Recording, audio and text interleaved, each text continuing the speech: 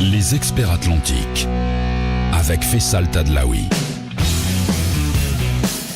Il y a une seule chose qu'on a envie d'être lorsqu'on se lève le matin, c'est de se dire qu'on va être en bonne santé. Aujourd'hui, demain et toute la vie. Et même si on n'est pas, qu'on soit suffisamment couvert pour le vivre correctement. On est mercredi, on va parler d'assurance et plus spécifiquement d'assurance maladie, les 10h11. Voici vos experts. Les experts atlantiques.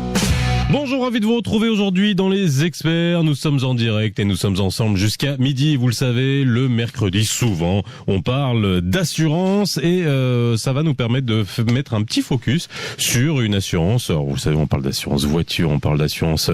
On a parlé quasiment de toutes les assurances dans cette émission et c'est vrai que tout le monde se pose la question à chaque fois. Lorsqu'on l'a fait en compagnie de Younes Sayer, ça fait 5 ans qu'on parle d'assurance toutes les semaines et c'est vrai que la semaine dernière, on a parlé de la mutualité, on a parlé de mutuelle et vous avez été nombreux à réagir par la suite, montrant non seulement votre intérêt pour la chose, mais également ça nous a permis de mieux comprendre les différences entre les assurances privées et les mutuelles, l'esprit que peut avoir une mutuelle et l'esprit que peut avoir une assurance privée, entre la rentabilité, que chacun, vous avez été nombreux à aller par la suite à vraiment pousser un coup de gueule sur l'âge limite des 60 ans dans le cas des assurances privées, vous savez, la déchéance, et on a dû vous expliquer la différence entre, bien entendu, les assurances privées et les mutuelles qui n'ont pas le même esprit. On pourra y revenir, bien évidemment, aujourd'hui. C'est pour ça qu'on a décidé de parler encore une fois d'assurance maladie dans Les Experts. Vous avez été nombreux la semaine dernière.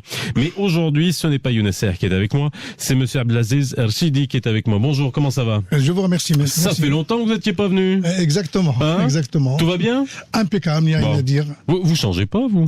Non. Ouais, il a une bonne assurance, Ershidi, moi je vous dis. Ah oui. Voilà. Et avec lui, aujourd'hui, pour la première fois sur le plateau, monsieur Abdeltef Rolem, vous êtes formateur en assurance. Alors je vais pas dire tout ce que vous faites, mais bon, vous êtes formateur en assurance, entre autres, et vous allez nous dire exactement ce que vous faites. Comment ça va, c'est Rolem? Merci d'être avec nous aujourd'hui. Ça va nous permettre de mieux comprendre, bien entendu, et de répondre aux questions des gens sur tout ce qui concerne l'assurance maladie, les assurances complémentaires. On en a parlé la semaine dernière, des mutuelles. Alors vous pouvez nous appeler 05 22 95 36 70 ou 80 ou la page Facebook des experts, comme d'habitude, pour nous parler nous poser toutes vos questions comme d'habitude. Alors Serchedi, c'est vrai qu'on a choisi ce sujet et c'est vrai que on en a parlé la semaine dernière, mais on avait vraiment éclairci beaucoup de choses sur le mode de fonctionnement et on a pu voir que beaucoup de gens se poser des questions sur finalement cette histoire de déchéance à 60 ans, voire 65 ans pour certaines compagnies d'assurance complémentaire.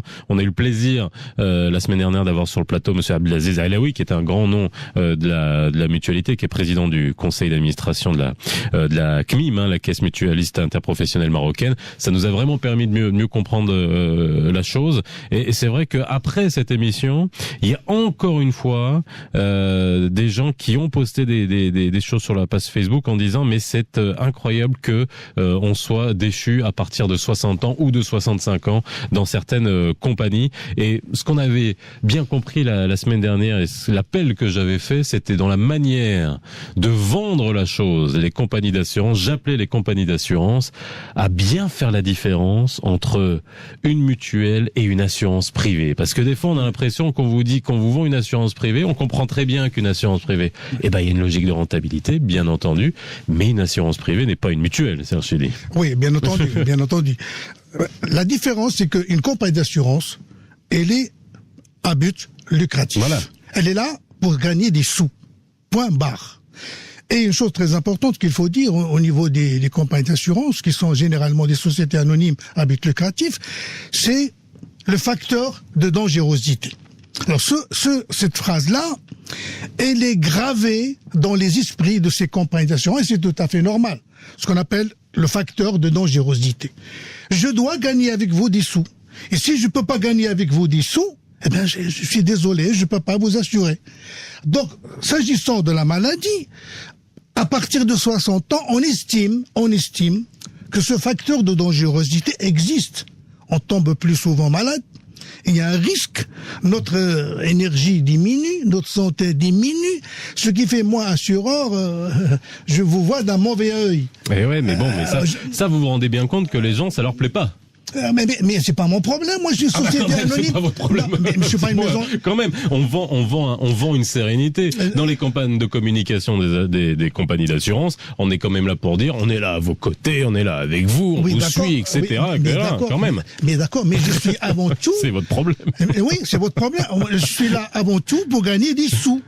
Il y a derrière moi des actionnaires qui veulent des dividendes. Donc, je dois faire en sorte pour accepter certaines personnes et refuser d'autres. Je n'y peux rien. Ce qu'on appelle la loi de sélection. La loi de sélection. Je dois sélectionner mes assurés qui sont susceptibles de me faire gagner de l'argent. Donc, à 60 ans, j'ai dit, écoutez, monsieur, ça y est, je peux plus vous assurer en assurance maladie. Mais n'empêche, beaucoup de compagnies vont au-delà de cette date fatidique, si on peut dire. 65 et même plus. Bon. Qu'est-ce que vous voulez, c'est comme ça. Il y en a aujourd'hui qui vont au-delà de 65 ans? Oui, exactement. Oui. Il y a des compagnies d'un commun accord qui peuvent aller 65, 66 ans, etc. Moyennant finance, bien entendu. Parce qu'il y a un risque, vous me faites courir un risque. Prenez quelqu'un qui a 25 ans, quelqu'un qui a 70 ans. Ce n'est pas la même chose. C'est pas la même chose. Oui, bon. C'est pas la même chose. Celui qui a 25 ans, il va tomber rarement malade. Oui. Même, et celui qui a 70 ans, il en a plus besoin. Oui, mais moi, comme je dis et je répète, je suis une société anonyme, à but lucratif, je dois gagner des sous. Alors, je vais revenir juste sur la partie communication, parce que la semaine dernière, vraiment, ça a mis en évidence quelque chose de vraiment intéressant, c'est la manière avec laquelle on vend la chose. Et après, suite à ça, j'ai des gens sur la page Facebook qui nous ont dit, notamment Rizlen, qui nous dit qu'il s'agit du travail du courtier d'informer le client lors de la souscription, mais aussi dès qu'il atteint l'âge limite afin de lui proposer de détendre la police aux retraités ou alors d'avoir une surprime. Et Leila, ça je l'avais déjà dit la semaine dernière, nous avait posté son courrier, et son courrier, voilà, il est froid et glacial en disant: cher adhérent, nous avons le regret de vous informer que nous ne pouvons pas prendre en charge votre dossier maladie cité en objet, et ce pour les motifs suivants, 2 points. À la ligne, un tiret, âge limite atteint. Voilà. Oui, veuillez agréer, madame, l'expression de sincère. Bon. C'est frustrant, hein, c'est frustrant. C'est pas frustrant, mais c'est un moment. Est-ce que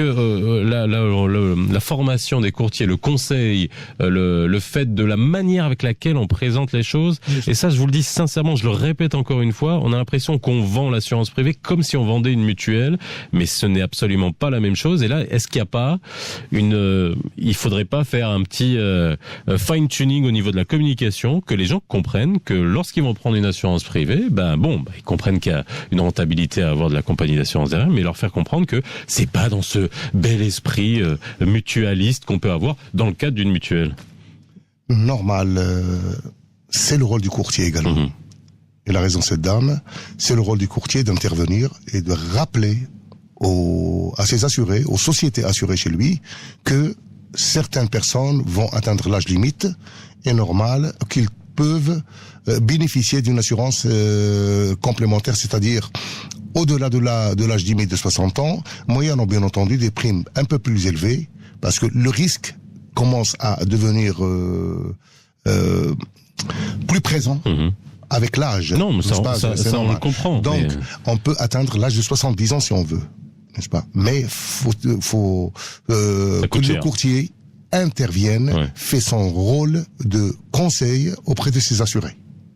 Non mais alors ça c'est la question de l'âge, on finit là-dessus, ensuite on passera sur d'autres sujets qui concernent l'assurance maladie, mais cette question d'âge limite, est-ce que c'est on voit bien que les compagnies d'assurance, et on avait parlé notamment du métier d'actuaire, dans le cas des compagnies d'assurance, ils font des statistiques, et l'espérance de vie augmente, même au Maroc l'espérance de vie a augmenté, que ce soit pour les femmes, que ce soit pour les hommes, on se connaît l'espérance de vie alors il y a l'espérance de vie brute et puis il y a l'espérance de vie en bonne santé, c'est-à-dire qu'il y a des gens qui vivent plus longtemps, mais bon, il faut vivre plus longtemps en bonne santé, donc on voit. Et sur les les clients qui adhèrent à une assurance privée, on voit aussi des typologies, j'imagine qu'on sait, Oui. c'est-à-dire et qu'on connaît le risque, c'est-à-dire dans certaines classes sociodémographiques, on n'a pas le même risque que d'autres personnes qui n'ont pas eu de soins toute leur vie, et puis voilà, bon, j'imagine que tout ça sont des facteurs qui rentrent en considération. Bien sûr. Est-ce qu'on pourrait s'attendre dans les années à venir à une augmentation de ce palier qu'ont les assurances privées? Là, vous nous avez parlé de 60-65 ans. Franchement, de tout ce qu'on a eu, j'ai eu une fois un auditeur qui nous avait appelé que sa compagnie lui proposait 65 ans. Mais globalement, aujourd'hui, toute la compagnie, c'est 60 ans. Mais c'est jeune, 60 ans, quoi. Mais je vous sais. avez quel âge, Serchedi? 69. Bon, bah alors, voilà, alors. Et je suis toujours vous êtes en assuré. pleine forme. Et je suis toujours assuré. Ouais, mais oui, mais vous avez 40 ans d'assurance derrière Oui. vous connaissez des gens. Alors, il y a une chose très importante qu'il faut dire, monsieur Tsedlaoui. Heureusement, dirais-je, heureusement, il y a l'administration qui est là, omniprésente, et qui veille au grain, si je peux m'exprimer ainsi. Autrement dit, qui doit veiller à la santé de la population. C'est pour cela, quant à l'AMO, assurance maladie obligatoire, il n'y a pas d'âge. Il n'y a pas d'âge. Non, mais ça, on est 70, 80 ans, 90 ans, monsieur, l'administration vous assure, il n'y a pas de problème en ce qui concerne l'AMO. Pour ce qui est du courtier ou de l'agent, c'est vrai. La vraie appellation de ces gens-là, c'est assureur conseil. Oui. Assureur conseil.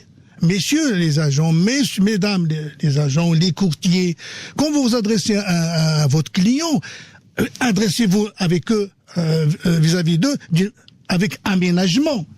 On bien choisir les mots, ne pas les frustrer. La lettre de tout à l'heure, vraiment,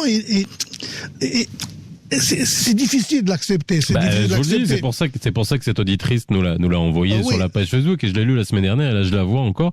Voilà, c'est quelque chose qui est tellement froid. Alors on peut le comprendre, c'est dans le contrat. On va vous dire mais c'est dans le contrat, vous avez qu'à le lire.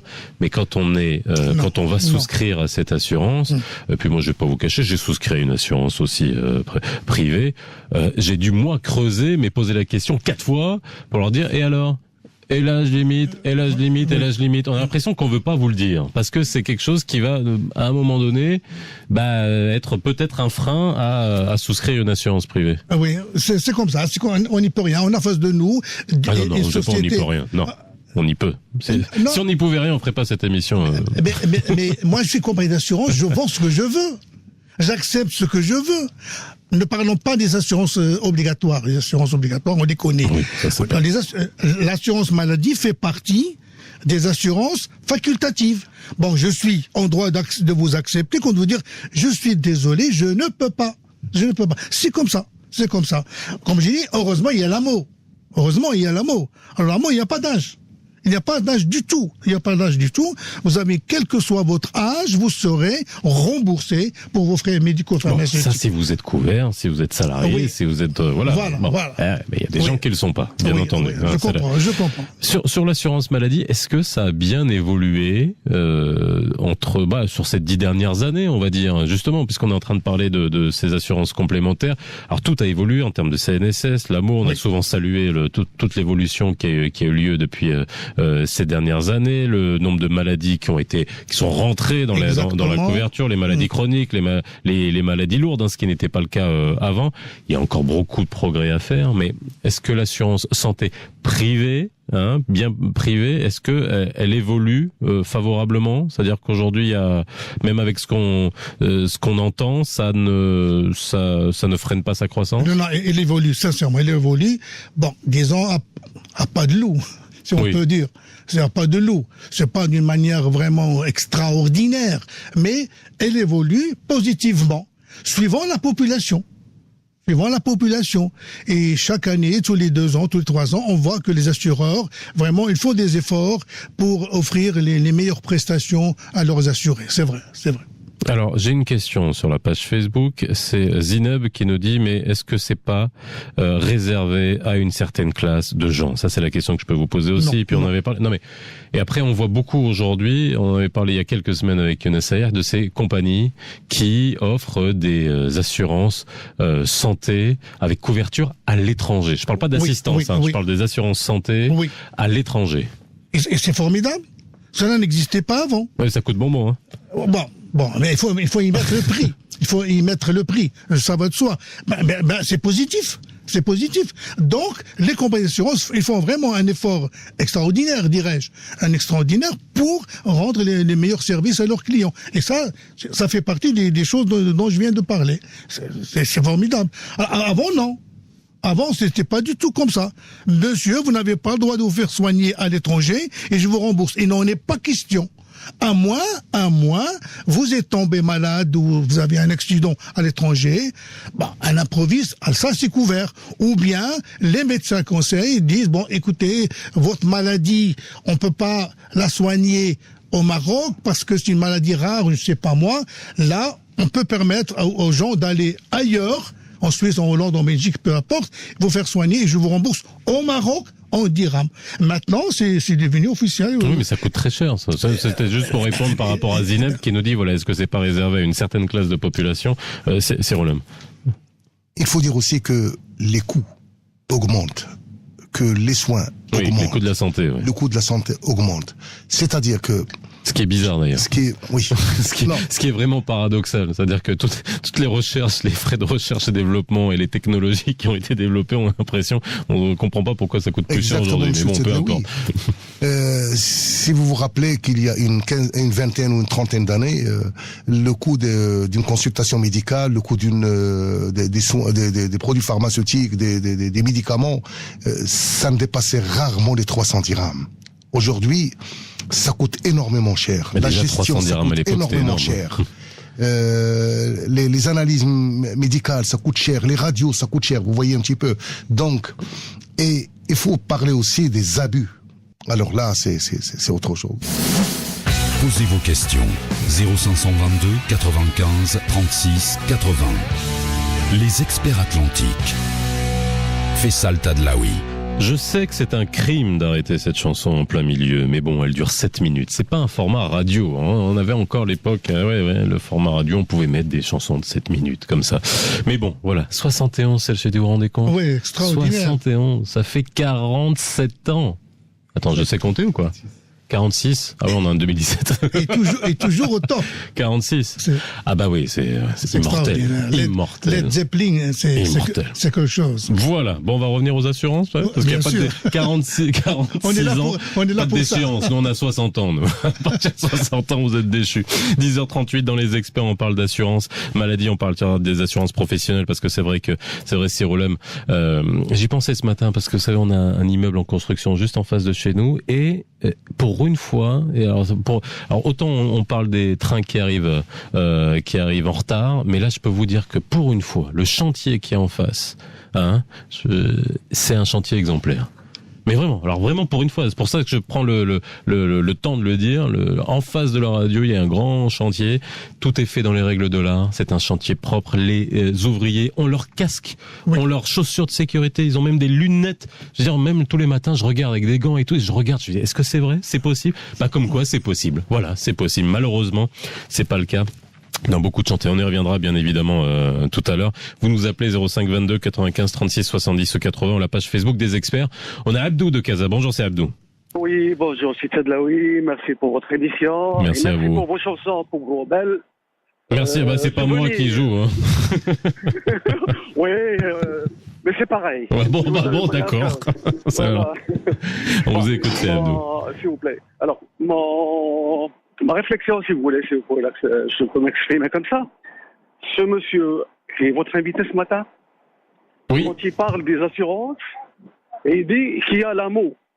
Oui. Si les assurances sont dans la capacité de soutenir leurs adhérents, qu'ils se retirent et qu'ils laissent l'amour, que nos participations aux assurances partiraient à l'amour. C'est tout. Point, virgule. Clair? Oui, on vous a entendu, oui. Voilà. D'accord. Ça, c'est ma réflexion, parce que, sincèrement, quand on pompe, je dis bien, on pompe des assurances sur le revenu annuel d'un employé, sur ses 12 mensualités, plus son 13e mois, plus ses primes, tout ça part, disons, sur le revenu annuel, l'assurance en prend bien une bonne partie. Ne prennent pas l'amour. Non, mais alors, qu'est-ce que vous êtes en train de nous dire? C'est-à-dire que ce qu'on disait là tout à l'heure par rapport à la déchéance à 60 ans, vous réagissez par rapport à ça? Oui, et on dépense plus d'argent. Disons, les assurances pompent plus d'argent que pompe l'amour. Et après, à 60 ans, les assurances vous disent au revoir, bye bye, on vous assure plus. Oui, bah c'est ça. C'est le constat qu'on a fait, bien entendu, mais c'est ce qu'on essaie d'expliquer aussi. Oui, moi je suis dans cette optique. D'accord. Alors, que font les assurances qui ne sont pas en mesure d'assurer un adhérent au moment où il en a besoin, qui change de métier, qui garde les voitures, qui garde les motocyclettes. Voilà, excusez-moi, mais ça c'est mon point de vue. C'est le coup de gueule, comme vous dites. Oui. C'est celui de ce matin. Et Bon. bonne journée. Merci. Bonne continuité pour votre émission. Merci beaucoup, Sabli. Je vous écoute tous les matins. Eh ben, écoutez, c'est gentil en tout cas. Merci. Je remercie toutes les auditrices et tous les auditeurs qui sont fidèles, parce qu'on a beaucoup de gens fidèles qui nous écoutent, que ça soit sur Internet, que ça soit à la radio, dans votre voiture, même au bureau. Et on vous remercie. Mais c'est grâce à vous que l'émission existe, parce que c'est vous qui nous appelez et réagissez sur la page Facebook. Alors voilà, c'est le Chédi, ça c'est pour vous. Parce que non, mais c'est pour vous, mais c'est pour toutes les assurances. Ça, c'est des coups de gueule qu'on a depuis la semaine dernière, pas depuis la semaine dernière, depuis un moment. Mais à chaque fois qu'on parle d'assurance maladie, c'est vrai que les gens poussent ce coup de gueule. Et c'est vrai que les gens n'arrivent pas à. Et là encore, je pense que c'est un gros déficit en communication et des compagnies d'assurance par rapport à ces assurances privées, où il faut bien expliquer à un moment donné que l'assurance privée, ça je le fais pour vous, ça je le fais pour les compagnies d'assurance, c'est une prestation à un moment T, comme une assurance voiture. Vous cotisez pas, ce ne sont pas des cotisations, ce sont des primes. C'est pas pour ça qu'on appelle ça des primes. Vous cotisez pas. Lorsque vous avez une assurance voiture, si vous n'avez pas payé à la fin de l'année, vous êtes plus couvert l'année prochaine, l'année suivante. Bien sûr. Ce qui n'est pas, pour ce qui est un peu le cas pour la MOA SNSS, sauf que s'il suffit que vous ayez payé les 6 derniers mois, mais on n'est pas dans le même esprit. Et là, vous voyez la conception dans l'esprit des gens. Et attendez de voir les prochains qui vont vous dire, mais moi, j'ai jamais eu un dossier de remboursement pendant toute ma vie. Et le jour où je veux déposer un dossier de remboursement, on me dit, ah mais non, vous avez dépassé les 60 ans, un truc. Mais bon, ça n'a rien à voir. C'est comme ça, on n'y peut rien. C'est comme ça. C'est un fait. C'est un fait. Inversons les rôles. Oui. Inversons les rôles. Les assurés peuvent à n'importe quel moment quitter la compagnie. Il suffit d'envoyer une lettre de résiliation en respectant le délai de 3 mois de préavis et dire à la compagnie au revoir, je ne veux plus entendre parler de vous, je vais chez la concurrence. Et c'est son droit. Et c'est son droit. Oui, pas bon. De la même manière que les assureurs. Le rapport de force, c'est pas le même. Non, bien sûr. Mais non, ce que je veux dire, c'est un contrat qui fait la loi entre les parties. Moi, je peux me passer de vous, comme vous pouvez passer de moi. Et c'est un fait, c'est comme ça. C'est comme ça. Et vous avez dit une chose extraordinaire, et ça, je vous remercie. Ce sont des primes. Ce sont des primes à l'année. Vous voyez ce que je veux dire? Il n'y a pas de cumul. Ils ne sont pas dans le cas de l'assurance vie. Ne sont pas dans le cas de l'assurance vie où ces primes-là, ces cotisations se cumulent pour à 60 ans, on a une retraite, on a un capital. Non. Chaque année, vous payez une prime pour l'année et ainsi de suite jusqu'au jour où l'assureur lui dit, écoutez, moi, là, au revoir. C'est terminé pour moi. Comme l'assuré peut dire, écoutez, moi, ça m'intéresse plus, au revoir, je vous paye plus. C'est Roland. Moi, je pense que... Alors, c'est Roland, comme c'est la première fois qu'il vient sur le plateau, il est très discipliné, il me lève le doigt avant de parler, mais prenez la parole, c'est Roland. Vous savez, si vous ne coupez pas, c'est le Chédi, vous avez jamais parlé. Merci, c'est là, oui. Non, moi, je dirais que, d'abord, il y a des statistiques qui sont malheureusement au rouge. Oui. N'est-ce pas?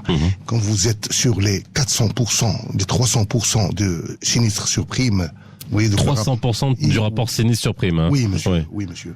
C'est-à-dire que, déjà, en amont, c'est que les sociétés assurées ne font pas leur travail. Les ressources humaines ne le font pas. Ils laissent faire, c'est-à-dire à haut débit. Oui. Ils ne font pas de contrôle de leurs salariés. Ils n'ont pas de programmes spéciaux pour arrêter la fraude. Quand vous avez quelqu'un qui tous les 15 jours dépose un dossier maladie. Mais ça, c'est courant, ça? C'est courant, monsieur. D'accord. Non, mais ça, c'est important, parce que quand vous dites les indicateurs sont au rouge, mais encore, j'imagine, dans certaines entreprises, c'est pas sur le secteur global, parce que sinon, à ce moment, les assurances arrêteraient, quoi. En général, il y a toujours une remise au tarif à la fin d'année, n'est-ce pas? En major, parce que la compagnie d'assurance ne gagne plus d'argent avec ces sociétés. Mais je crois que le travail doit être fait en amont. C'est-à-dire qu'il doit y avoir au niveau des ressources humaines un contrôle sur les dossiers maladies. Bien entendu, on ne veut pas interdire aux gens d'aller voir les médecins. Mais il y a des limites. On ne voit pas le médecin tous les 15 jours, toutes les 3 semaines. Il y a quelque chose qui ne va pas. Il y a anguille sous roche. Il y a quelque chose. Pourquoi ce monsieur va chez le même médecin, tous les 3 semaines?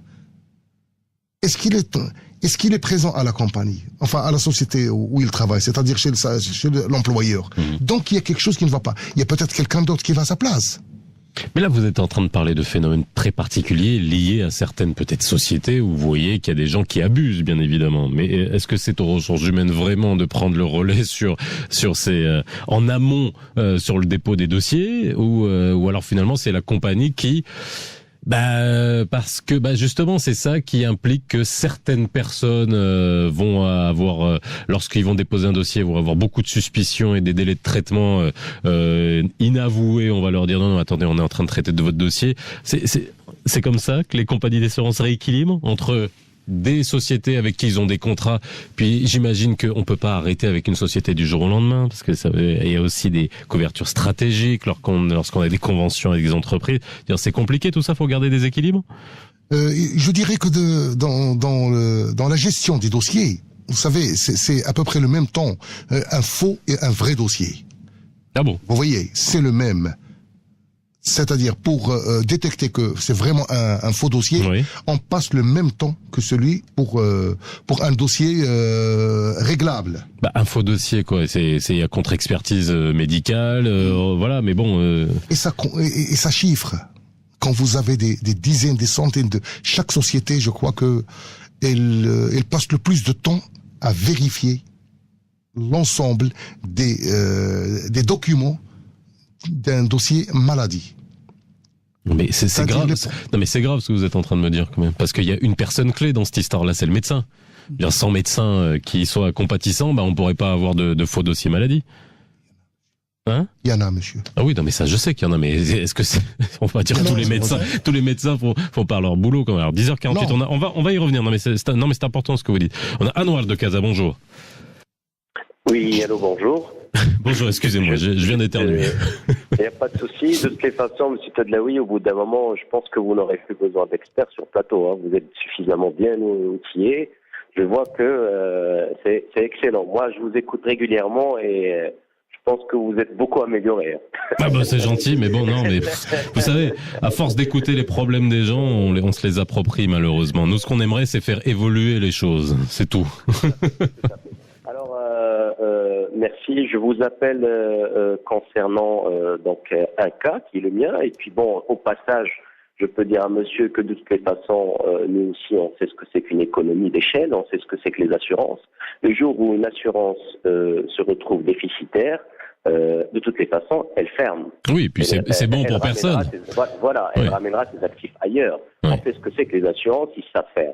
Donc l'équilibre, il est, comme vous l'avez très bien souligné, M. Tadlaoui.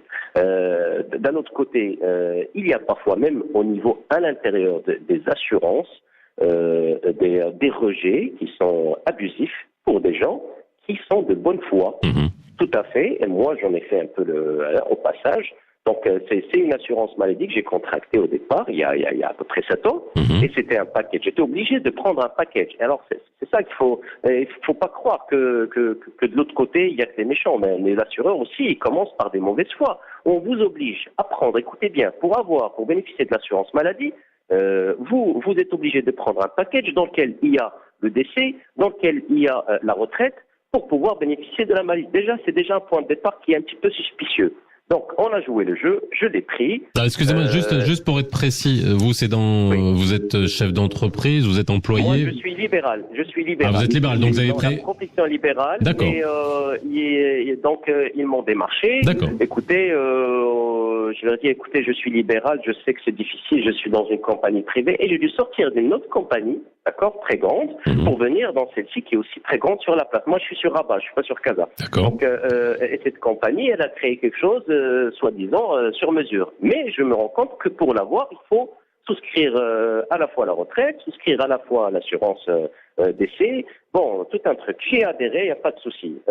Passé 2 ans, il m'envoie, avant la date d'échéance du contrat, comme quoi que si je veux toujours bénéficier, il va falloir que j'accepte l'augmentation, qui était presque 25%, 30%, et j'ai dû l'accepter. Je l'ai accepté. J'ai joué le jeu, encore une fois. Mais vous aviez déposé des dossiers de remboursement? Oui, naturellement, j'avais des dossiers de remboursement, mais vraiment rien d'extraordinaire. Ils étaient gagnants. Mais alors là, sans problème. Nous, on peut pas se permettre de tomber malade. On est des libéraux. Quand on tombe malade et quand on reste au lit, on perd de l'argent. Donc, on fait de notre mieux. Ne vous inquiétez pas, je sais ce que c'est. De toutes les façons. Voilà. Donc, on fait de notre mieux déjà pour ne pas perdre du temps chez les médecins et les analyses et toutes les choses. Donc, j'ai joué le jeu, j'ai payé. Très bien. Passé encore 2 autres années, j'arrive chez le monsieur, je lui dis, écoutez, je dépose un dossier de maladie. Il me dit, oui, puisque vous êtes là, l'année prochaine, c'est-à-dire à la fin de l'année, pensez à venir prendre l'assurance voiture chez nous. Je lui dis, oui, mais je suis très bien là où je suis, c'est gentil. Il me dit, oui, mais vous comprenez, on pourra plus s'en sortir, on a une note interne. Je lui dis, très bien, mais envoyez-moi une offre. Il n'y a aucun problème, monsieur, envoyez-moi une offre. Je n'ai pas reçu d'offre. J'arrive, j'ai complètement oublié cet épisode, j'arrive pour régler mon assurance à la fin de l'année. Oui. Et là, on me refuse de me reprendre. On me dit non, on refuse de... Je lui dis, mais vous aurez pu au moins m'envoyer quelque chose dans un délai de rigueur. Quels sont les délais chez vous? Il m'a dit 3 mois. Je lui dis, vous pouviez au moins m'envoyer. Il m'a dit, mais je vous l'ai déjà dit 1 ou 2 fois et 3 fois, on l'a dit à tout le monde. Je lui dis, vous pouvez me dire ce que vous voulez, vous pouvez me raconter toutes les histoires du monde, monsieur. Nous, on n'est pas dans la même boîte. Je suis un client externe. Vous me devez au moins de m'envoyer ne serait-ce qu'un mail. Non, attendez, s'il vous plaît, je veux juste bien comprendre parce que ça va m'énerver encore. Dites-moi cette semaine, je vais pas arrêter de m'énerver. Alors, je veux juste comprendre. En gros, on vous a dit oralement que on ne voulait plus renouveler votre police d'assurance santé. Enfin, après, avec tout le package que vous aviez, retraite, santé, etc., assurance vie, etc., parce que vous n'aviez pas pris l'assurance auto chez eux. Vous me confirmez ça, c'est un noir?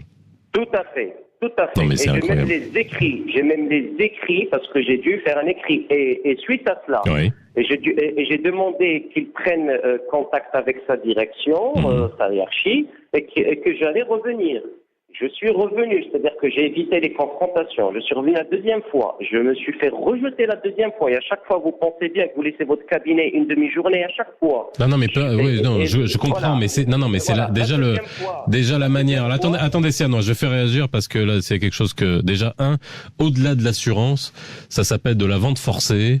Et ça, c'est que ça soit de l'assurance ou que ça soit de la banque ou que ça soit un supermarché ou peu importe, c'est déjà illégal. J'ai même pas besoin d'être avocat ni expert en assurance pour vous le confirmer. Ça, je veux dire, il y a un moment. Non, mais une grande compagnie de la place. Alors, dernière question à Noir. Après, je ferai réagir mes invités. Vous étiez chez un courtier ou chez un agent?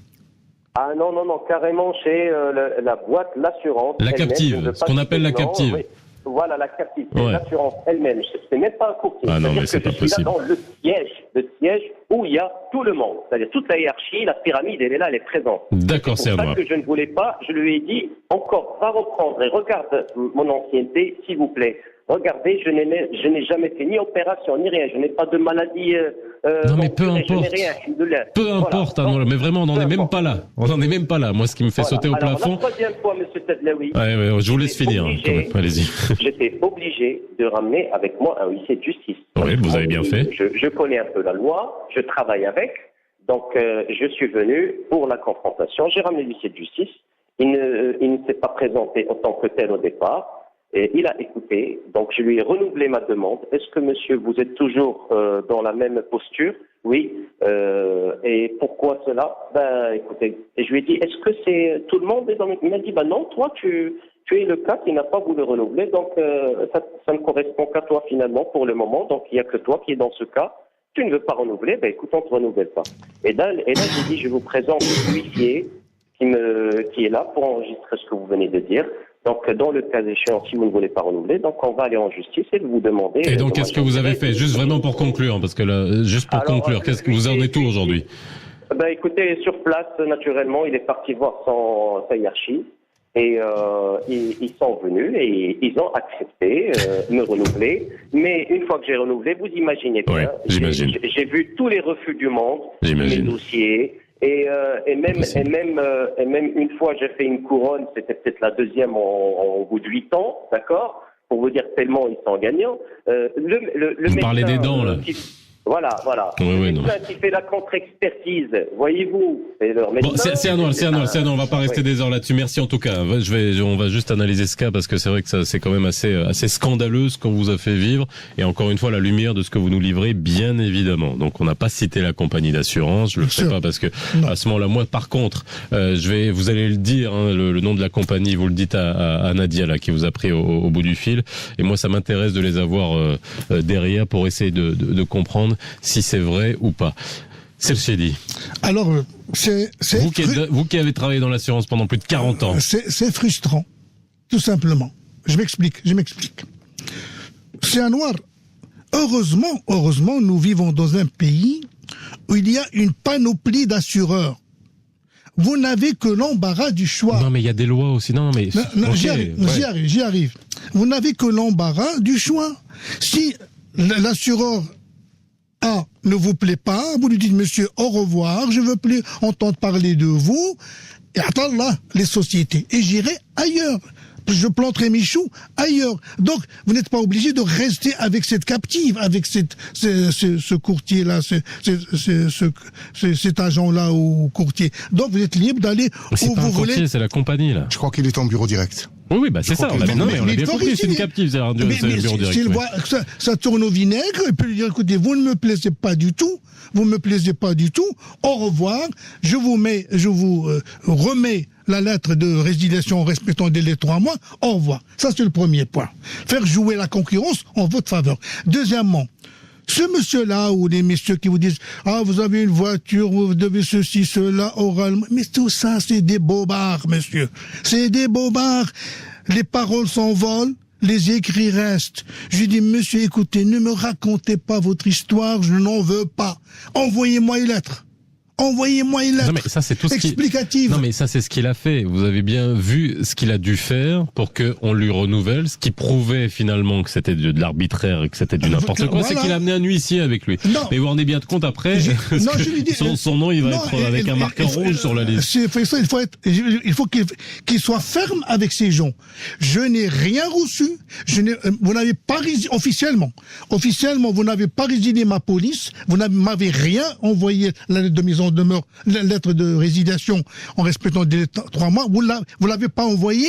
Ce que vous me dites là ne m'intéresse pas. Je n'ai pas vous confier ma voiture. Je suis toujours couvert. Et demain, je vous donnerai mon dossier maladie, un autre dossier. Vous le payez. Point barre.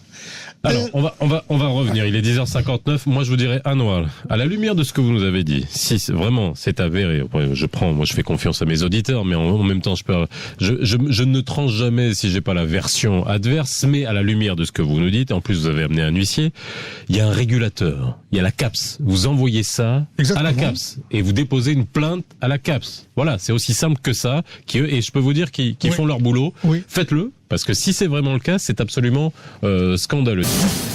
Posez vos questions. 0522 95 36 80.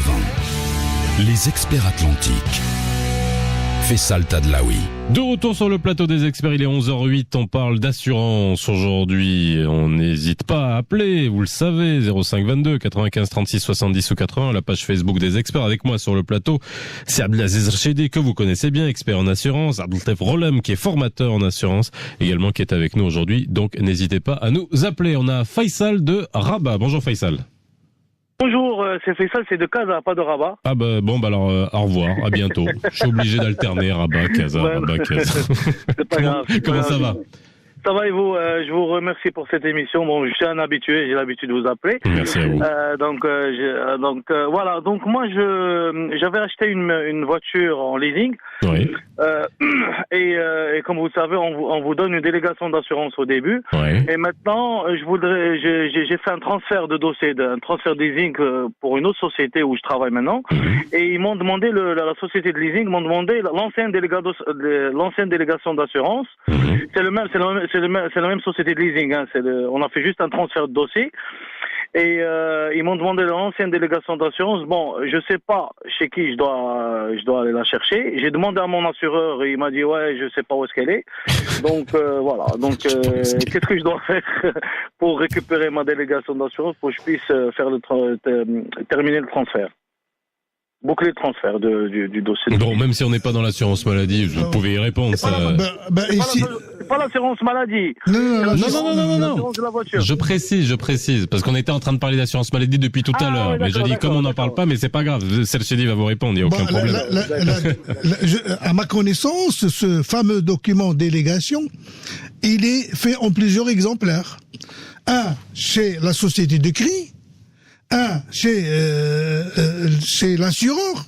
L'assureur, bien sûr, si jamais il y a un sinistre, il ne va pas vous payer, il va payer la société. Donc, ces gens-là ont des copies, il suffit d'adresser. Chez l'un ou l'autre, il va vous donner une copie. À moins, ils sont mal organisés, ou ils ont perdu le dossier. Que sais-je? Oui. Bon. C'est pas possible. Il faut insister auprès de la maison de crédit, le prêteur, ce qu'on appelle le prêteur. Allez voir le prêteur ou la société d'assurance. Dans la police d'assurance, il y a la délégation. Il y a la délégation qui est signée par tout le monde, tout simplement. Mais c'est dans un dossier, quoi. Je comprends pas. Hein? Voilà. Qu'est-ce qui se passe? Non mais parlez, Sirolem. Me faites pas des gestes, vous êtes à la radio, parlez, allez-y. Hein. Et dans le système, vous voulez dire? Il est dans le système sauvegardé tout court. Je comprends pas. Il est sauvegardé. Vous pouvez avoir une copie Et sous format PDF, il suffit de l'imprimer, tout simplement. Mais je ne comprends pas aujourd'hui comment on peut encore nous opposer, on est en 2017, des raisons comme je retrouve plus. Aujourd'hui, tout est, surtout, j'imagine dans les compagnies, les banques, tout est dématérialisé. Même vos images de chèques à la banque, vous pouvez rentrer sur votre application et le voir. Même ça, on peut plus vous dire, on a perdu un chèque qui est passé en compensation. J'imagine bien que les documents qui sont liés à un leasing sont bien scannés et mis dans un système quand même. Exact. Bon, il faut frapper à toutes les portes, tout simplement, et avoir ce document. C'est malheureux, c'est comme ça. C'est malheureux. Il y en a qui sont réfractaires, il y en a qui veulent pas le progrès. Non, mais je comprends pas. Moi, je comprends pas. Aujourd'hui, en appuyant sur une touche, vous pouvez avoir accès à l'information. Il y en a encore qui sont à vous dire, bon. Que du temps perdu. Je vous dirais à tous nos auditeurs de conserver, de scanner tous les documents d'Yellow. Ils diront fonctionner une clé USB et ils les gardent à... C'est mon cas. Tous mes documents sont scannés écoutez bien, et je les garde. Chelchedi, il a 69 ans et c'est son cas. Alors vous imaginez, si vous le faites pas, c'est que vous êtes vraiment pas bon, quoi. Je plaisante. Non mais c'est vrai. Aujourd'hui, si vous avez tous un smartphone, à chaque fois que vous avez un document, mais photographiez-le. Vous avez même des petits scanners gratuits là sur vos smartphones. Faites-le et gardez parce que c'est vrai. À un moment, à n'importe quel moment, vous pouvez le ressortir. Vos contrats, à chaque fois vous signez pas quelque chose tous les jours. Donc il y a un moment vous le scannez, vous gardez. Non mais ça je suis d'accord avec vous. Ça y est, aucun problème, faut le faire.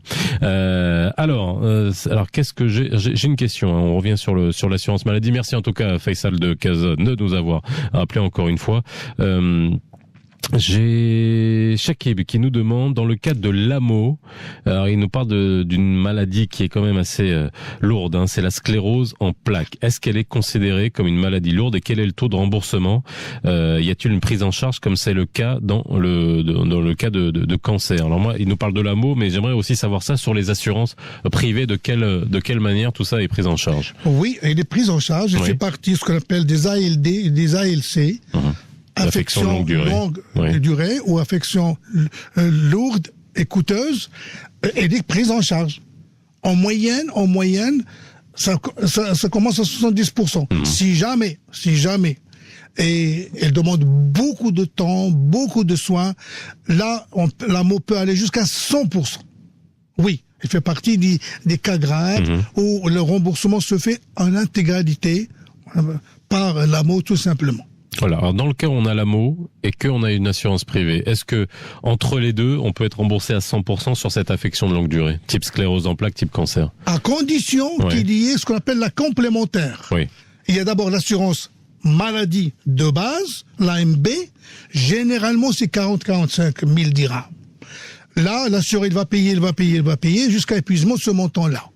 Et si jamais il est épuisé, on passe à la deuxième police ou à la deuxième extension qu'on appelle l'assurance complémentaire jusqu'à 1 million de dirhams. Là, il sera indemnisé pratiquement à 100%.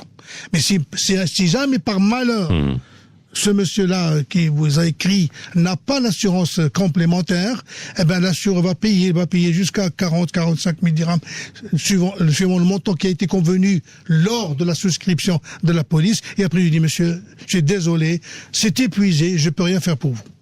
Bon, alors moi j'aimerais parler tout à l'heure on a parlé des assurances, enfin des accidents du travail. Hein, on est bien d'accord, des accidents du travail. Et pourquoi je parlais tout à l'heure du chantier qui est en face de la radio, qui est exemplaire, c'est juste pour vous dire que il y en a beaucoup qui ne le sont pas, hein, et que ça malheureusement ça suscite beaucoup d'accidents sur les chantiers. Alors c'est vrai que c'est particulier le BTP parce que c'est là où se concentre le plus d'accidents du travail et d'accidents qui sont tragiques. Je vais répéter le chiffre qu'on ne répète pas suffisamment assez et qu'on avait découvert sur ce plateau avec une SAR, c'est plus de 3000 morts. Je parle bien de morts, pas d'accidents. 3000 morts par an sur les chantiers. C'est énorme. Non mais c'est pas énorme, c'est une hécatombe. On est presque près des accidents de la route, c'est-à-dire qu'on est on est presque au chiffre de nombre de tués sur les routes marocaines. Et c'est quand même incroyable. C'est pour ça que je soulignais le fait que le chantier d'en face, c'est la première fois, et puis comme on l'a vu depuis quelques mois, tous les jours que Dieu fait depuis le début des démarrages des chantiers, au moins je le salue parce que c'est pour une fois il y avait un échafaudage en métal qui avait été installé dans les règles de l'art. Les ouvriers qui sont sur place et qui travaillent à une certaine hauteur sont harnachés. Ils ont un casque, ils ont des lunettes, ils ont des chaussures de sécurité. Là, les alentours du chantier sont propres. Oui. Hein? Voilà, ils sont relativement propres par rapport à d'autres. Non mais et il y a des palissades en dur qui ont été faites, pas les palissades qui au bout de 3 jours sont complètement éclatées. Bon, alors on va me dire il faut des moyens, mais il y a quand même des minimums. On voit bien quand les minimums vitaux sont assurés en termes de sécurité, on voit déjà ce que ça peut apporter. Alors juste pour revenir à ça va nous faire parler d'assurance bien évidemment et du coût que ça peut avoir en termes d'assurance et de couverture et l'AT, on sait que c'est quand même quelque chose qui est obligatoire au niveau de ces entreprises-là. Ça, c'est un point que vous vouliez aborder sur Olem parce que c'est quand même quelque chose qui est très problématique. Exact, monsieur. Voilà, le problème est un problème de fond. C'est-à-dire, c'est en amont qu'on doit préparer le milieu professionnel dans de bonnes conditions. Lorsqu'on oblige, je dis bien on oblige, les ouvriers, les salariés à travailler dans de conditions alarmantes, normales qu'il y ait à la fois et des maladies et des accidents. Donc, les maladies au milieu professionnel, c'est plus grave que les maladies classiques, un rhume, une douleur d'estomac, une indigestion. Les maladies au milieu professionnel, c'est vraiment très grave. Quand on est en face de la manipulation de produits chimiques. Oui, par exemple. Imaginez un petit peu. Quand on est en face de travailler dans des conditions vraiment, je dirais, excusez l'expression, inhumaines, moins de lumière, moins d'aération, moins de climatisation, des ouvriers et des ouvrières en concentration extrême, alors toutes les maladies sont possibles. Et tous les accidents sont possibles. Un assureur, c'est à la fin de l'année qu'il va recalculer, bien entendu, ses engagements envers ces sociétés. La sinistralité grimpe. Les primes restent les mêmes. Donc en fin d'année, il est obligé de revoir, bien entendu, les primes qu'il doit encaisser pour l'année d'après. Les maladies, bien entendu, ça coûte, comme je l'ai dit tout à l'heure, ça coûte énormément cher. Énormément cher, sont trop élevés. Une maladie, en moyenne, c'est à peu près le minimum, c'est à peu près 1000 dirhams. entre une radio ou une analyse classique et les médicaments. Et ça, c'est parce que les employeurs ne font pas d'efforts pour préparer le terrain aux salariés et pour leur donner un milieu professionnel vraiment sain. Alors, quel est le rôle des assurances? Je pose toujours cette question-là. Quel est le rôle des assurances? Malheureusement. Pour, on va dire, changer les choses. Vous parlez de conditions de travail. Tout le monde passe devant des chantiers, et parfois des grands chantiers, où il suffit de voir, où il y a des ouvriers qui dorment sur place. Et ils dorment souvent dans des espèces d'espaces de fortune, parfois dans des tentes. Alors que bon, des fois c'est des gros chantiers où on se dit, mais pourquoi on leur achète pas ou on leur installe pas des mobil-homes, ou on leur loue des mobil-homes avec le minimum vital en termes d'accès à de l'eau potable, avoir un lit, etc. Est-ce qu'on en est encore là? Et je parle bien de grands chantiers. Je parle pas de petits chantiers, même si sur des petits chantiers c'est inacceptable, sur des grands chantiers ça l'est encore plus, parce qu'on peut se dire qu'il peut y avoir plus de moyens. Quel rôle peuvent jouer les assurances là-dedans? Malheureusement, les compagnies d'assurance, malgré leur bonne foi, si vous voulez, sont désarmées. Sont désarmées devant ces PME, PMI qui pullulent. Je dis bien le mot, qui pullulent par milliers, et qui constituent le tissu économique du Maroc, et qui, malheureusement, qui travaillent d'une manière nonchalante. Que ce soit au niveau des employeurs, ou au niveau des ouvriers. Des ouvriers, comme vous dites, qui dorment partout, qui ne sont pas harnachés, où il n'y a pas de casque, il n'y a pas de lunettes de protection. Et ça, je pense que l'administration est pour quelque chose. L'administration, en l'occurrence le ministère de l'Emploi et des Affaires sociales, doit faire en sorte pour que ça cesse, parce que c'est vraiment une hécatombe, vous avez dit le mot, plus de 3000 morts chaque année, c'est pas possible, ça doit cesser, etc. Donc, également, auprès des assureurs, j'imagine qui force un assureur à accepter un risque pareil. C'est-à-dire, nous, dans notre milieu professionnel, il faut rappeler que l'AT est obligatoire. Obligatoire. Oui, mais bon. Mais il est obligatoire, mais je ne suis pas censé l'accepter s'il est dans de mauvaises conditions. Oui. Mais c'est la course à la prime. C'est la course à la prime qui fait que les compagnies d'assurance ne font même pas attention. Quand on envoie des vérificateurs, c'est-à-dire des spécialistes pour évaluer un petit peu en amont, danger, avant de signer la police. Bien sûr, bien sûr. Et même parfois, en cours de la vie d'un contrat. Quand on le fait, le bonhomme, d'abord, il n'est pas compétent. Lorsqu'on le voit dans un milieu poussiéreux, je prends par exemple toute l'industrie alimentaire. Prenez les minoteries, vous prenez l'agroalimentaire en général. Les gens travaillent dans un milieu poussiéreux, ils avalent de la poussière. Et quand vous êtes en face de ces messieurs, on dirait que ils n'ont pas mangé depuis des semaines. Ils sont tellement maigres parce que la poussière fait des ravages à l'intérieur. Et on ne fait rien pour remédier à cette situation. Les vérificateurs ne font même pas attention. Ils jettent un coup d'œil, ils s'en vont. Et bien entendu, le contrat réalisé... C'est Roulem. En vous écoutant depuis tout à l'heure, on a l'impression que la situation est vraiment alarmante et catastrophique. Oui, on en est là. Moi, j'aime pas généraliser tant que j'ai pas d'études sous les yeux, vous le savez, mais on en est là. Oui, monsieur. Oui, monsieur. Si vous voyez un petit peu, je viens de revenir de Fès hier. J'ai vu dans une industrie n'importe comment sont effectués des travaux. Quoi, à l'intérieur d'usines structurées? Exactement, monsieur.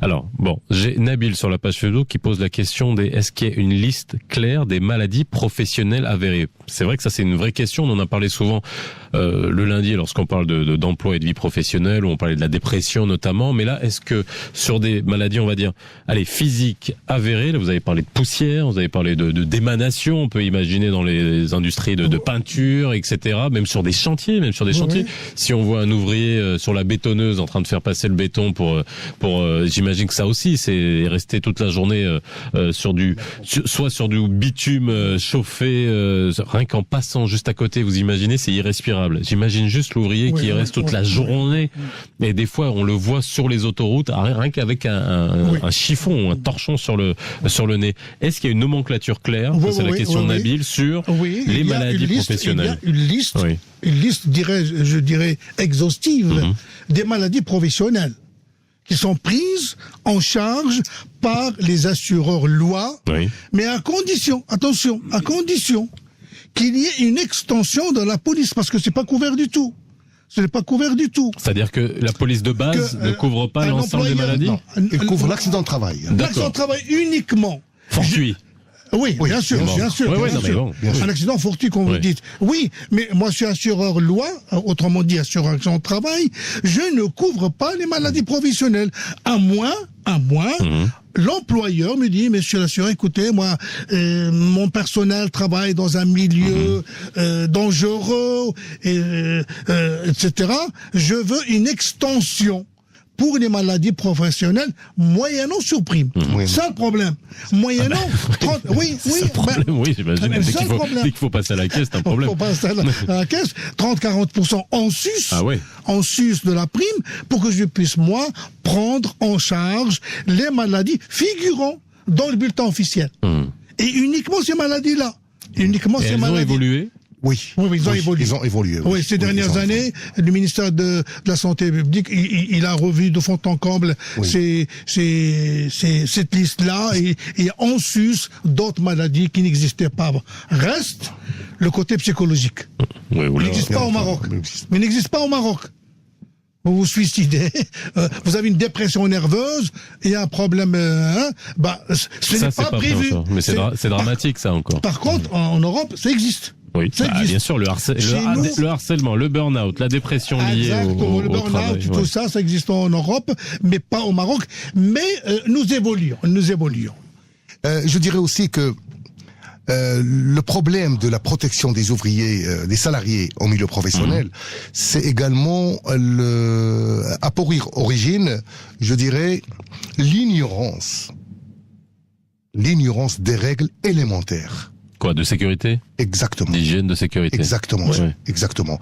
C'est-à-dire, on n'imagine pas que, par exemple, dans un milieu industriel poussiéreux, beaucoup de gens travaillent à visage nu, à visage découvert, alors que pour certaines vapeurs nocives, on est obligé de mettre, par exemple, un casque de respiration.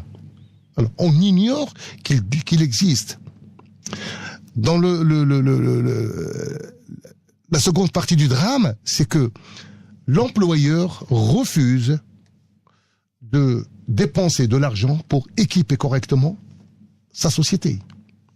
Et ça, c'est encore plus grave.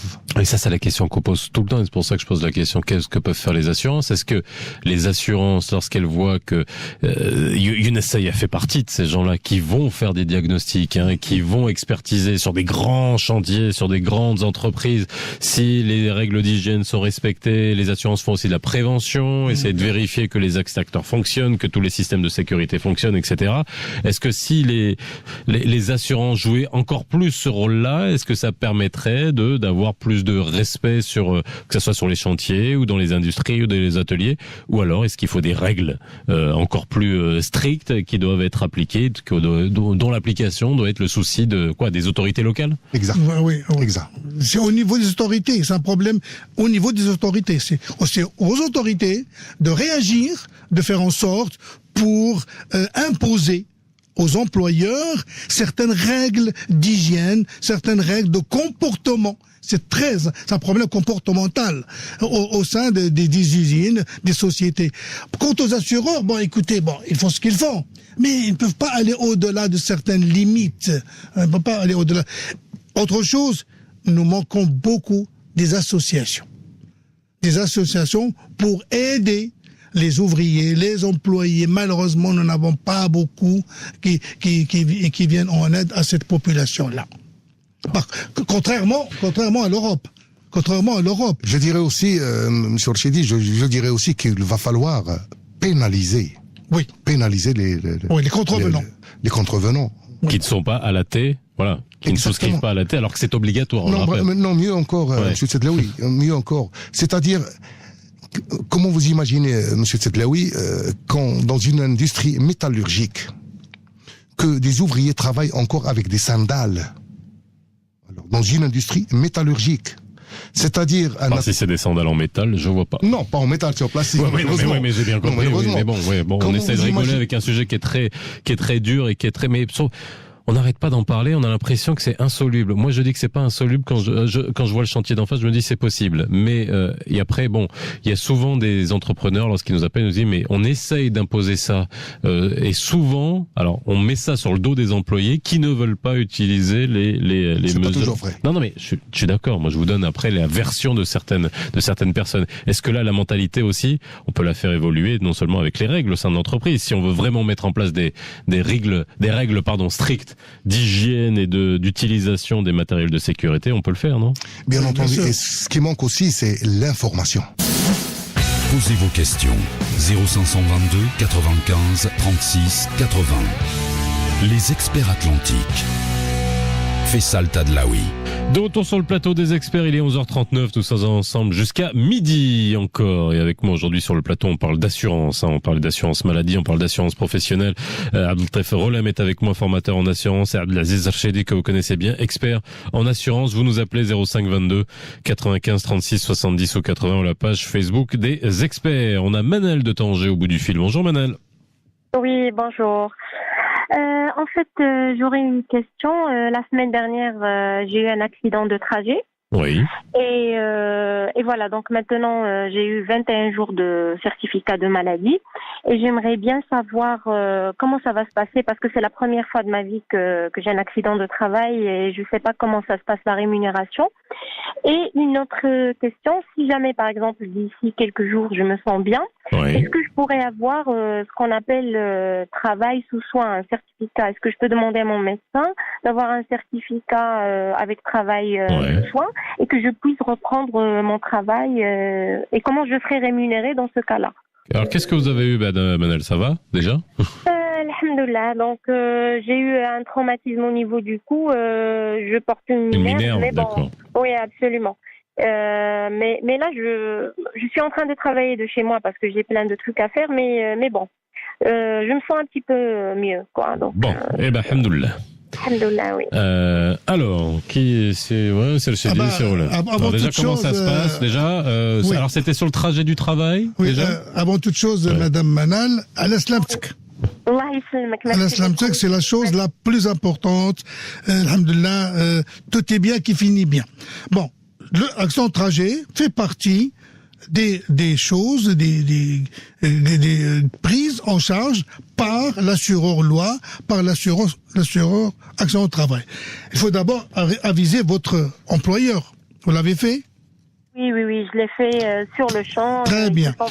Et à son tour, votre employeur doit, dans les 5 jours, aviser à son tour son assureur loi, la compagnie d'assurance. Il doit le faire. Ils l'ont fait. Très bien. Donc ça c'est très important pour ne pas vous faire voir par la suite des refus, vous opposer des refus, je sais pas moi. Bon, maintenant tout ce que je vous dis, soignez-vous.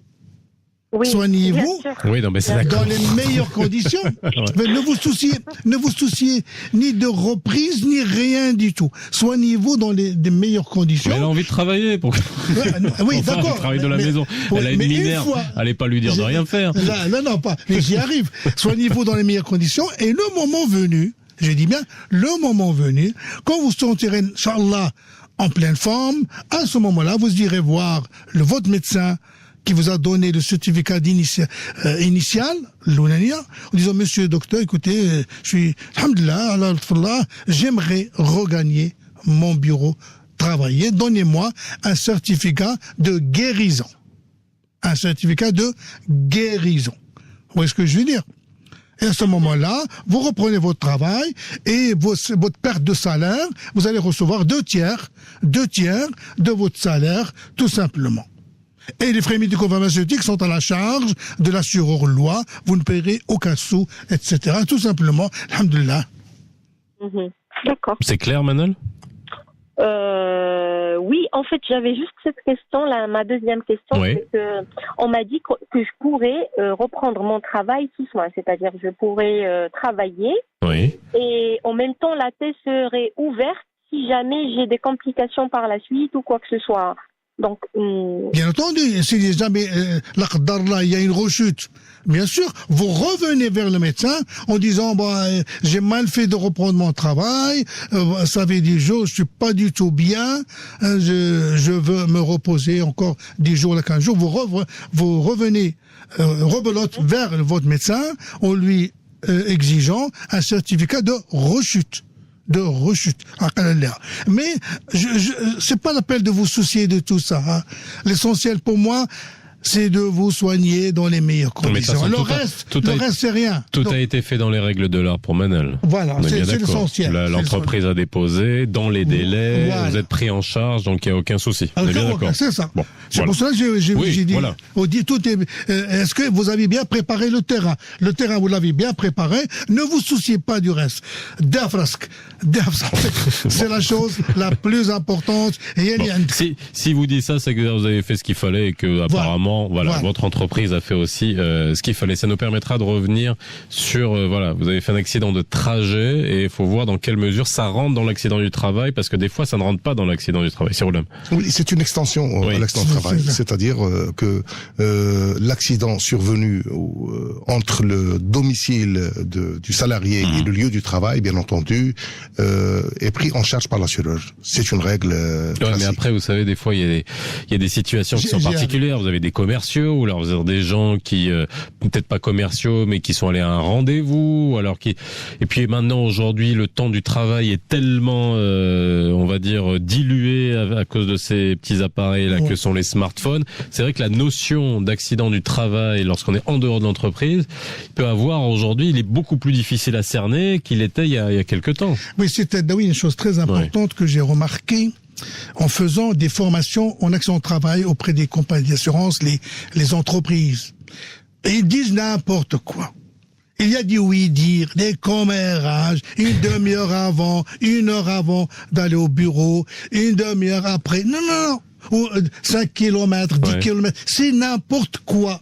C'est des oui-dire, des commérages. Alors, vous allez nous dire ce qui est vrai. Oui, c'est vrai. Je profite de cette occasion pour mettre les points sur les i. Allez-y. Bon. Moi, j'habite à Salé. Oui. Et je travaille à Casablanca. Mm-hmm. Je prends le train à 5h30 du matin pour être là. Dès que je ferme la porte de ma maison, à 5h15, le compte à rebours commence. Le compte à rebours, je suis assuré en accident de travail à 5h15. À partir du moment où je sors de chez moi pour aller au bureau. Dès que je mette le pied dans l'escalier ou dans l'ascenseur, le compte à rebours commence. Je prends le train, je tombe à trajet. Je tombe à Casablanca, trajet. Donc tout ça, je travaille, c'est l'accident du travail. Le soir, je sors de ma compagnie, de la société où je travaille, je reprends le train, qui fait 1 heure pour arriver à Salé, 8h30. Alors imaginez, 8h30 du soir, il fait noir, certains ils disent, malheureux, c'est pas couvert. Non, monsieur, c'est couvert. Tant que je n'ai pas regagné mon domicile, je n'ai pas ouvert la porte, le seuil, la porte, pour entrer chez moi, c'est à ce moment-là que le compte à rebours s'arrête. Ah ouais, mais 20 km, 50 km, tout ça c'est des bombes. Ah ouais, même si je sors du bureau et que je vais faire mes courses à côté, ça compte aussi? Ah ouais, bien sûr, si mon employeur est d'accord, pourquoi pas? Je sors pour prendre un casse-croûte ou prendre une bouteille de l'eau minérale. Et alors, bien sûr. Une bouteille de ce que vous voulez. 11h47, on a Mohamed de Casa, bonjour. Bonjour, c'est Mohamed. Allô, bonjour, je vous remercie pour l'émission. Merci à vous. Je voudrais poser une question à propos d'une prise en charge. J'ai un nouveau-né. Oui. Il a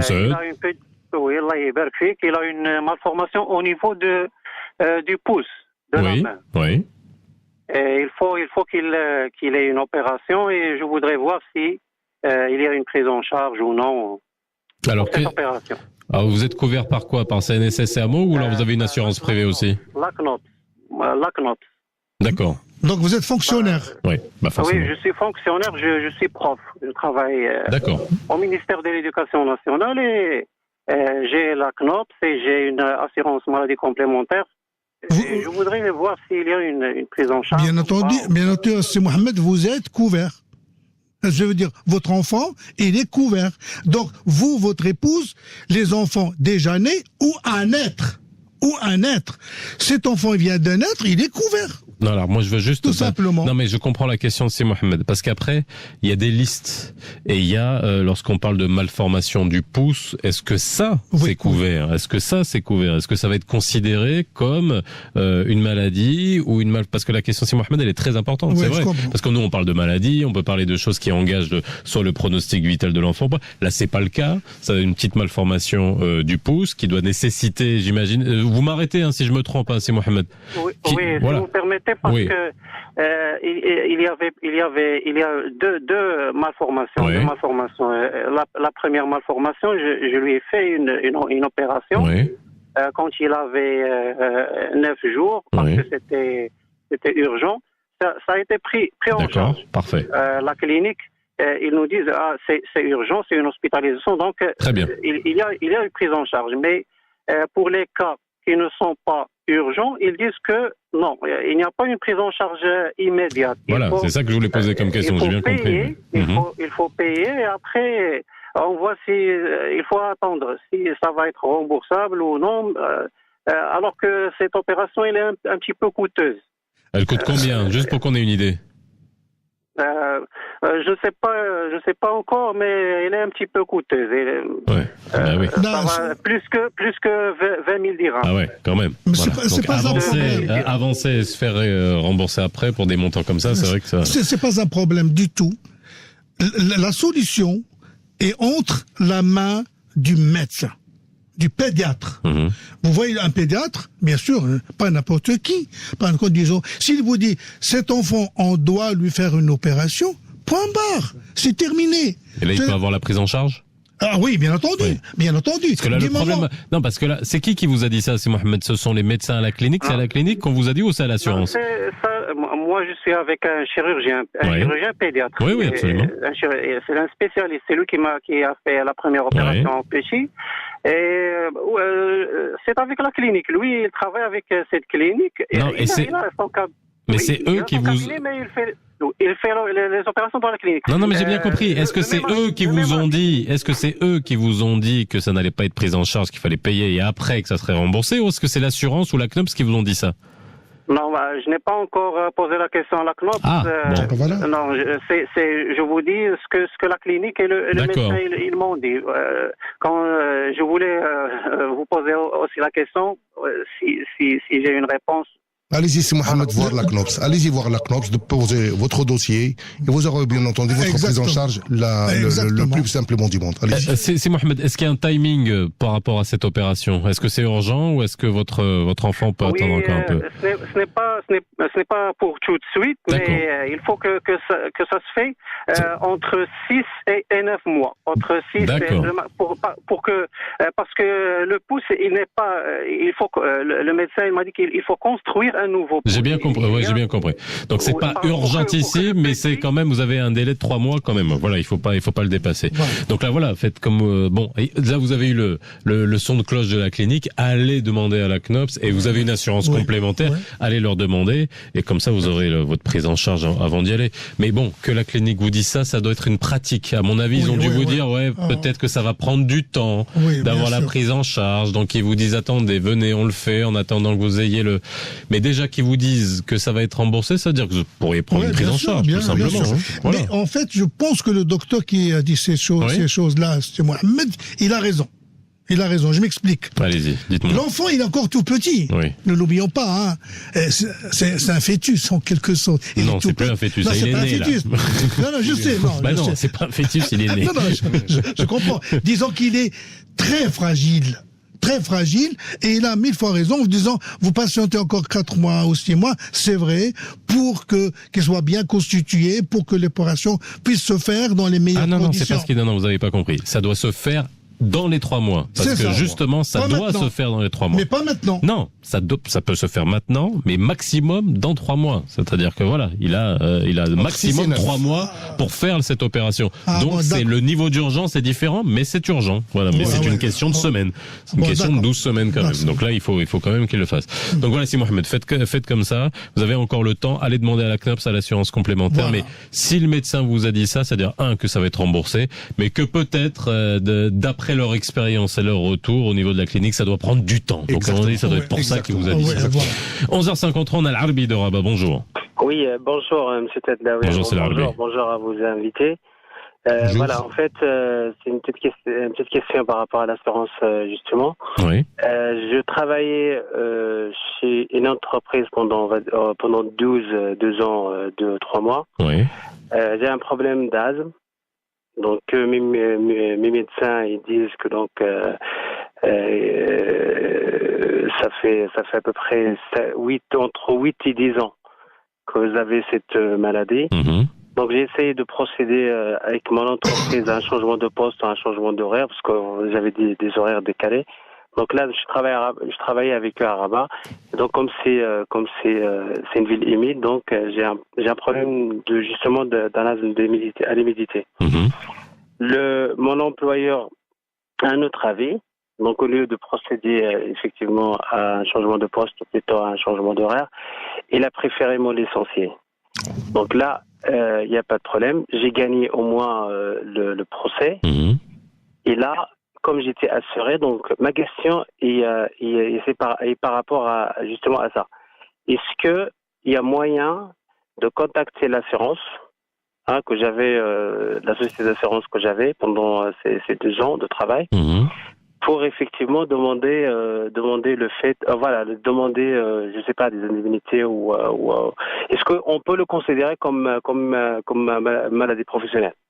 Voilà, c'est ça la question. Donc, je sais pas s'il y a des questions. Alors, attendez, vous avez travaillé dans cette entreprise pendant 2 ans, on est bien d'accord? Ouais. 2 ans, mais vous, 3 mois. D'accord, mais vous, l'asthme, c'est une maladie chronique que vous avez depuis longtemps. Non, depuis pendant que je travaillais chez cette entreprise. Ça s'est déclaré alors que vous étiez dans cette entreprise, parce que vous m'avez dit que vous l'avez depuis 8 ans. Oui, 2 ans. Moi, je parle de 2 ans, pas 2 ans. 2 ans.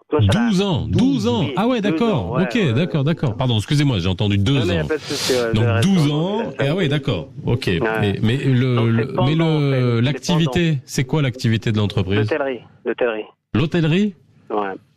Il y avait des moquettes dans l'hôtel? C'est pas que le moquette. On est carrément déjà il y a ça aussi, en fait. Ouais. Il y a après les cheminées, en fait, c'est un jardin, il y a les jardins, donc il y a la végétation, il y a tout ce que vous voulez, en fait.